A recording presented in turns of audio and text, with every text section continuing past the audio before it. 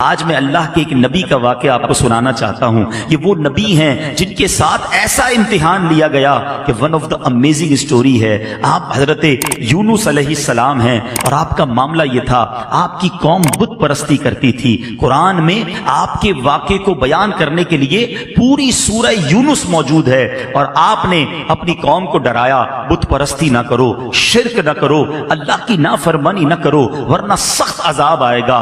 قوم کہتی کہ وہ بت پرستی کرتی تھی, آپ کی بات مانتی نہ تھی. آخر کار آپ کی قوم کو آپ نے کہہ دیا بس اب عذاب آنے ہی کو ہے, کسی وقت بھی عذاب آ جائے گا, اب اللہ کی طرف سے عذاب آنے والا ہے. قوم نے کہا, پلاننگ کی, حضرت یونس پر نظر رکھو, اگر یہ ہمارے شہر میں ہیں تو عذاب نہیں آئے گا, جس دن یہ شہر سے نکل جائیں سمجھ لو عذاب آنے والا ہے. کمال کا عقیدہ تھا, بتوں کو پوچھتے تھے مگر دل میں یہ بھی جانتے تھے یہ اللہ کے نبی شہر میں رہیں گے, اللہ عذاب نہیں بھیجے گا. بہرحال آپ ایک رات تشریف لے گئے, قوم کو پتہ چل گیا, بادل بھی آ گئے, کالی بدلیاں بھی آ گئیں, عذاب کے جو آثار تھے وہ نمودار ہو گئے. اب قوم نے کیا کیا, ساری قوم میدان میں جمع ہوئی ننگے سر, اب اللہ کی بارگاہ میں رونے لگے. جس پر ظلم کیا تھا اس سے معافی مانگنے لگے, اب جس کا قرضہ دینا تھا اس کے قرضے لوٹا دیے. بچے, بوڑھے, عورتیں روتے روتے اللہ کی بارگاہ میں دعا کرنے لگے, یا اللہ اب معاف کر دے, عذاب نہ بھیجیو, بت پرستی سے توبہ کرتے ہیں, حضرت یونس پر ایمان لے آئیں گے, اے اللہ اس بار عذاب کو ٹال دے. اتنا گر گڑائی قوم, اتنا گر گڑائی قوم کہ سبحان اللہ وہ آتا عذاب واپس چلا گیا. ادھر حضرت یونس علیہ السلام باہر شہر سے یہ سوچ کر چلے گئے تھے کہ جب میں واپس آؤں گا اس قوم نے تباہ ہو جانا ہے, مگر جب آپ واپس آئے تو کوئی عذاب نہیں آیا تھا, ایوری تھنگ از اوکے. تو لوگوں نے کہا حضور اپنی قوم کی طرف جائیے. کہا میں کیسے جاؤں, میں اگر قوم کی طرف جاؤں گا تو قوم مجھے جھوٹا کہے گی. اچھا ان کو یہ نہیں پتا تھا کہ قوم نے توبہ کر لی ہے اور حضرت یونس پر ایمان لانے کی نیت بھی کر لی ہے. ادھر حضرت یونس سمجھ رہے ہیں کہ میں اگر شہر میں چلا گیا تو انہوں نے تو مجھے قتل کر دینا ہے کہ تم جھوٹے ہو, تم نے کہا تھا اللہ کا عذاب آئے گا, عذاب آیا نہیں کیونکہ آپ کو یہ حکم مل چکا تھا کہ عذاب آ رہا ہے. اب آپ اسی جس کو کہیں کہ کیفیت میں اس شہر میں داخل ہونے کی بجائے آپ باہر گئے, کشتی میں سوار ہوئے اور اس شہر سے باہر کہیں جانے کے لیے روانہ ہو گئے. ایک اور آزمائش, وطن تو چھوٹ گیا, اب کشتی بیچ سمندر میں جا کر رک گئی. اب اس زمانے کی قوم کا ایک اصول تھا کہ جو بھاگا ہوا غلام ہوتا تھا نا, وہ جب کشتی کہیں رک جائے تو سمجھ لو اس کشتی میں کوئی بھاگا ہوا غلام ہے. اب انہوں نے کہا کون ہے, تو ایک قرآن دازی ڈالی گئی اور اس قرآن دازی میں حضرت یونس ہی کا نام نکل آیا. بھری کشتی سے بیچ سمندر میں آپ کو انہوں نے دریا میں سمندر میں ڈال دیا. There is no life jacket on that time, کوئی لائف جیکٹ نہیں تھا, آپ کو سمندر میں ڈال دیا, کشتی آگے چلی گئی. اللہ کے نبی ہیں. آزمائش دیکھو, تو ایک بڑی سی مچھلی آئی اور حضرت یونس علیہ السلام کو اس نے نگل لیا. آزمائش پر ایک اور آزمائش, اللہ اکبر. مگر زباں پر شکوہ نہیں تھا, شکایت نہیں تھی کہ یا اللہ تیرا نبی اور میرا یہ حال. اللہ اکبر, آپ کی عاجزی دیکھیں, آپ نے اس مچھلی کے پیٹ میں وظیفہ کرنا شروع کر دیا. اور یہ کون سا وظیفہ تھا, لا الہ الا انت سبحانک انی کنت من الظالمین. جو آیت کریمہ ہم پڑھتے ہیں نا, یہ کہاں سے ملی ہے؟ یہ حضرت یونس علیہ السلام نے مچھلی کے پیٹ میں اس کا ورد کرنا شروع کر دیا. ایک عاجزی کا انداز تھا, ایک گر گڑانے کا انداز تھا, ایک توبہ کا انداز تھا. آپ پڑھتے رہے, مچھلی کے پیٹ میں رہے, کئی دن مچھلی کے پیٹ میں رہے. اس مچھلی نے آ کر کنارے پر آپ کو اگل دیا. اب جب آپ کنارے پر آئے, کمزور ہو چکے تھے, جلد بھی آپ کی بالکل نرم ہو چکی تھی, کھڑے ہونے کی بھی ہمت نہ تھی. اللہ کی شان دیکھیں, اللہ نے وہاں ایک کدو کی جو بیل تھی, ایک چھوٹا سا پودا آپ کے قریب اگ گیا, اسی سے آپ کو خوراک ملی, انرجی ملی, صحت ملی. اور کچھ دنوں کے بعد جب اپنے شہر آپ واپس آئے تو لوگوں نے آپ کو بڑی عزت کے ساتھ ویلکم کیا, آپ پر ایمان لائے اور ہنسی خوشی وہ زندگی گزارنے لگے. میرے میٹھے اسلامی بھائیوں, میں نے یہ واقعہ آج کیوں بیان کیا؟ There are two reason. پہلا ریزن تو یہ ہے کہ قرآن سے محبت بڑھے, لوگ تلاوت قرآن کریں, سمجھیں کہ اللہ نے کیسے کیسے واقعات. آج اپنے بچوں کو بٹھا کر لوگ پتہ نہیں سنڈریلا اور امبریلا کی سٹوریاں سنا رہے ہوتے ہیں. ارے بچوں کو قرآن کے واقعات سناؤ, بچوں کو نبیوں کی باتیں بتاؤ. بتاؤ پچھلی قوموں پر جو عذاب نازل ہوئے اس کو بیان کرنے کا قرآن میں ایک مقصد علماء نے یہ بھی بیان کیا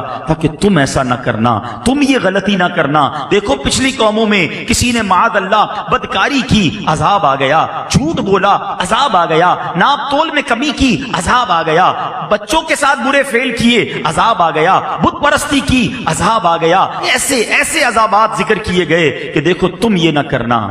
مگر آج ہم قرآن پڑھتے ہی نہیں ہیں تو سمجھیں گے کیسے کہ کیا کیا نہیں کرنا ہے؟ بدقسمتی سے اگر آپ یقین کریں، تھورلی دیکھیں نا، تو پچھلی قوموں نے جو ایک ایک گناہ کیا، ایک ایک غلطی کی اور عذاب آ گیا نا، آج ہمارے اندر وہ ساری غلطیاں نظر آ رہی ہیں۔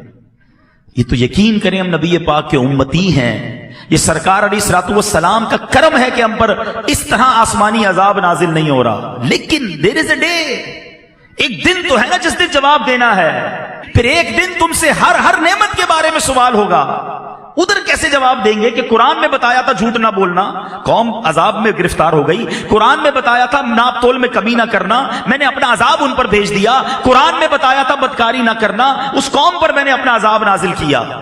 پڑھتے تو جواب دیں گے نا، تو پلیز یوں نہ کرو، قرآن سے دوستی کیجیے، قرآن کو تھام لیجیے، قرآن پر عمل کیجیے، یقین کریں لائف بہترین ہو جائے گی۔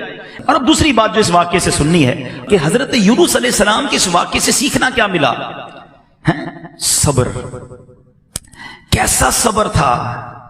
آپ سوچیں، اللہ کے نبی ہیں، وطن چھوٹا، کشتی سے پانی میں ڈال دیا گیا اور مچھلی نے پیٹ میں نگل لیا، ان تمام باتوں کے باوجود زباں پر شکوہ نہیں تھا۔ مگر آج چھوٹی چھوٹی تکلیف پر، چھوٹی چھوٹی آزمائش پر زبان پر شکوے ہیں، شکایتیں ہیں۔ ہمارے ایک بہت اچھے دوست ہیں، ان کے والد صاحب کو جب فالج کا اٹیک ہوا، میں ان سے ملنے گیا، فالج کے اٹیک سے وہ ٹھیک ہو گئے، باتیں بھی کر رہے تھے، اللہ نے کرم کیا، مگر ایک پرابلم باقی رہ گیا۔ وہ پرابلم کیا تھا کہ ان کے منہ میں، یعنی اب ایک بات سمجھیے گا کہ ان کے منہ میں، اب جیسے یہ گلاس ہے نا، یا کوئی بھی نوالا یا پانی کا گھونٹ ہم پیتے ہیں، دیکھیں میں اور آپ جب نگلتے ہیں نا، ہم جب یہ کرتے ہیں تو یہ نوالا یا گھونٹ اندر جاتا ہے۔ آپ زبان پر نوالا رکھ دیں یا گھونٹ رکھ دیں، وہ خود اندر نہیں جائے گا، ہمیں ایک ایکشن کرنا پڑے گا جس سے وہ حلق کے اندر اترے گا۔ ان صاحب کو بیماری یہ ہو گئی کہ سارا جسم ٹھیک ہو گیا، جو فالج ہوا تھا دماغ میں اس کا ایک حصہ ڈیمیج ہوا، اور یہ دماغ کا وہ حصہ تھا جو انسان کے اس ایکشن کا آرڈر دیتا تھا کہ انسان حلق سے نوالا اتار لے۔ وہ کہتے سب ٹھیک ہے، دیکھیں عبدالنبی بھائی آپ کے سامنے باتیں بھی کر رہے ہیں، مگر منہ میں نوالا رکھ دیں تو نوالا نگل نہیں سکتے۔ میں نے کہا اس کا علاج کیا ہے؟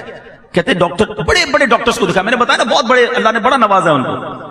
کہتے ڈاکٹر کہتے ہیں کوئی علاج نہیں ہے، انتظار علاج ہے۔ اللہ کی شان ہے کہ دماغ جو ہے نا، یہ خود تھوڑے عرصے بعد ایک اور پارٹ آف دا برین کو آرڈر دے گا کہ اب تم یہ کام کرنا شروع کر دو، پھر وہ یہ کام شروع کرے گا تو ان کا نوالا اترنا شروع ہو جائے گا۔ 15-20 دن مہینہ گزرا، میں نے پوچھا اب ابو کی طبیعت کیسی ہے؟ کہہ رہے ابو بالکل ٹھیک ہو گئے، نوالا اترنا شروع ہو گیا ہے۔ یار آپ سوچیں کہ میں اور آپ جو ہر نوالا کھا رہے ہیں، ہر گھونٹ پی رہے ہیں، اس میں اللہ کی کتنی بڑی نعمت ہے ہمارے ساتھ۔ لوگ نوالا نہیں اتار پا رہے جن کو یہ بیماری ہے۔ خدا را قدر کرو رب کی نعمتوں کی، شکوہ نہ کیا کریں۔ پریشانی چھوٹی سی آتی ہے اور ہم شکوہ شکایت کا دفتر کھول دیتے ہیں۔ بات تھوڑی سی صوفیانہ ہے، بڑی باریک ہے، لیکن آپ سمجھیں گے تو بہت گہری بات ہے۔ ایک شخص حضرت رابعہ بصری رضی اللہ تعالیٰ عنہ کے پاس سے گزرا، سر پر اس نے پٹی باندھی ہوئی تھی۔ آپ نے کہا کہ یہ پٹی کس چیز کی باندھی ہے؟ کہ حضور سر میں درد ہے اس لیے پٹی باندھی ہے۔ کمال کی بات کہی۔ آپ کہتی ہیں آج سر میں درد ہوا ہے تو تکلیف کی پٹی باندھی ہے، جب اللہ نے صحت مند رکھا تھا تو صحت کی پٹی باندھی تھی۔ بات گہری ہے، سمجھیے گا۔ تھوڑی تکلیف آتی ہے سب کو بتانا کہ اگر کسی کا موبائل چوری ہو جائے، گاڑی لگ جائے یا اسکوٹر کو پرابلم ہو جائے، کاروبار میں نقصان ہو جائے، ہم کیا کرتے ہیں؟ سب کو بتائیں گے۔ سب کو بتانے سے ثواب تو گیا نا؟ کیا وہ دے دے گا آپ کو وہ چیز؟ اچھا جب نفع ہوتا ہے، آج 5000 کا نقصان ہوا تو پورے شہر کو پتا چل گیا، پورے محلے کو پتا چل گیا۔ جس دن آپ نے 50,000 کمائے اس دن ہمیں بتایا کہ آج عبدالحبیب بھائی بڑے پیسے کمائے ہیں؟ نہیں بتاتا کوئی، اپنی نعمتیں نہیں بتاتے، اللہ کی مہربانیاں نہیں بتائیں گے، نقصان سب کو بتائیں گے۔